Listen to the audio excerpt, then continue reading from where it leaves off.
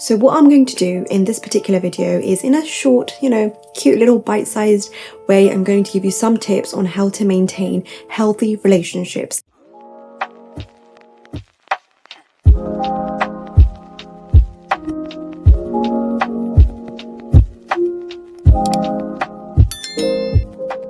Hi my love bugs, my name is Ruby Dahl. I am a best-selling author of 5 books of poetry, prose and bite-sized self-help.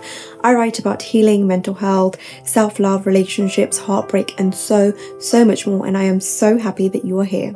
So we have now become very consistent with our videos, which I'm very happy about. I've had some technical issues here and there in terms of getting the videos, to a point where they look good, they feel good and everything, and I feel like the setup is really great. Of course it's going to change once I get married and stuff, and I'm going to be living with my partner, so it'll be a different setup and it will take me some time to get used to that new setup. But for now, this is what we're doing. This looks good. I feel happy. I feel good. And yeah, I'm good to go ahead with this. So today we're going to talk about something that's so important to me. I absolutely love talking about this particular topic. I feel like I can always talk about this topic.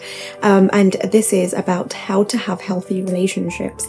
Now, as social beings, relationships are such a huge part of our lives. I've talked about this so many times, where our relationships with others hugely impact how we feel about ourselves.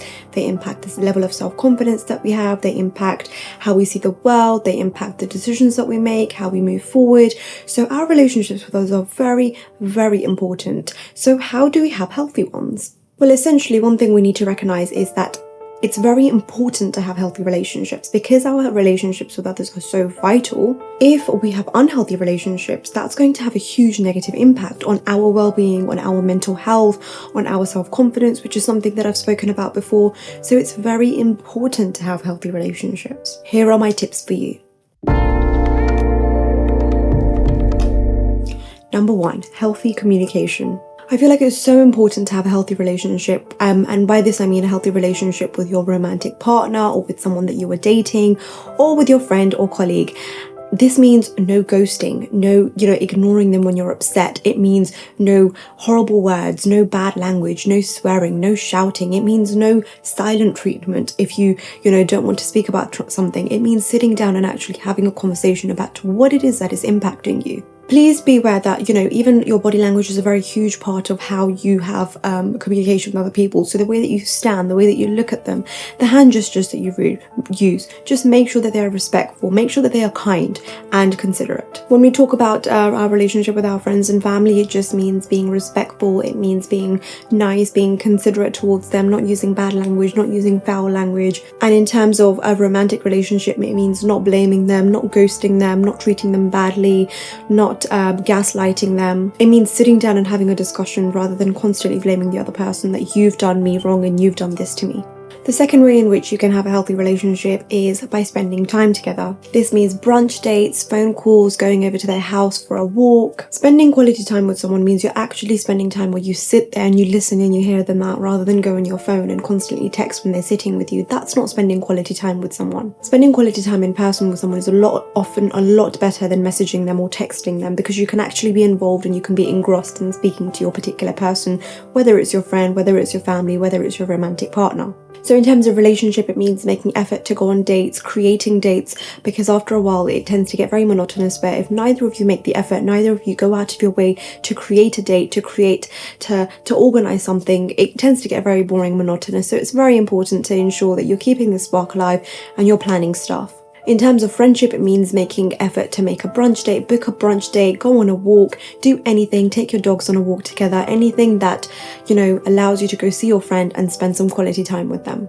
The third way in which you can have a healthy relationship is if you build trust. When you build trust, what you're really doing is you're not saying, is this person worthy of my trust? It means doing, telling yourself, I believe that this person is worthy, and so I'm going to be honest with them. I'm going to tell them certain things. I'm going to not give them the load of my struggles, but just give them the honor of being able to share things about my life with them. It also means making sure that their secrets are kept safe with you.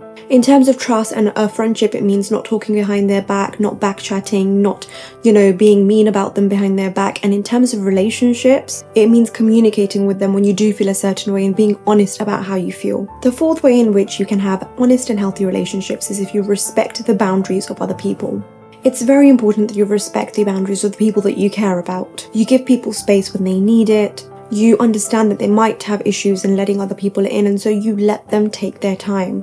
And you give others room to come to you. You respect the space that they have created. In terms of friendship, it means developing a healthy pattern of communication, as well as drawing the necessary lines that you need to, because you are friends after all and you don't want to overstep. In terms of relationship, it means that there's a balance in your relationship and you treat each other with delicacy and respect. You give your relationship room for love to blossom and grow. Number 5, you give room for growth in order to have a healthy relationship. The issue with well, not the issue as such, but when it comes to friendships, if you've been friends with them for many, many years, it means that you both may have had different experiences over time, especially if it's a childhood friendship where you have both grown and you have changed. For instance, if you both went to the same school, but now you have new friends, you've gone traveling and you've got a completely different career, it's highly likely that you two have become very different people. So healthy relationships respect that growth. They respect, that change in your becoming your own person and becoming who you are meant to be. In terms of friendship, how you deal with it would be the foundation would stay the same, where the love and respect that you have for each other wouldn't change, but you would also give room to each other to grow and become your own people. In terms of a romantic relationship, expecting things to be the same in your romantic relationship can feel very claustrophobic and very depleting, and it's very, very important to give space for the love to grow, for the love to blossom, and for you two to become different people, and let your love grow with you as it goes on. Remember, it's very important to have healthy relationships with our family members, with our friends, with our romantic partner. There's so many different things that you can do to ensure that you are maintaining those healthy boundaries, that you are communicating well, that you are loving and respecting and trusting each other. And these are just a few of the ways in which you can have a healthy relationship. If you feel like there are more ways in which you can have a healthy relationship, please let us know in the comments below. We would love to know your thoughts. Thank you so much for watching this video. Please like, comment and subscribe. Please share, and I will see you all next week.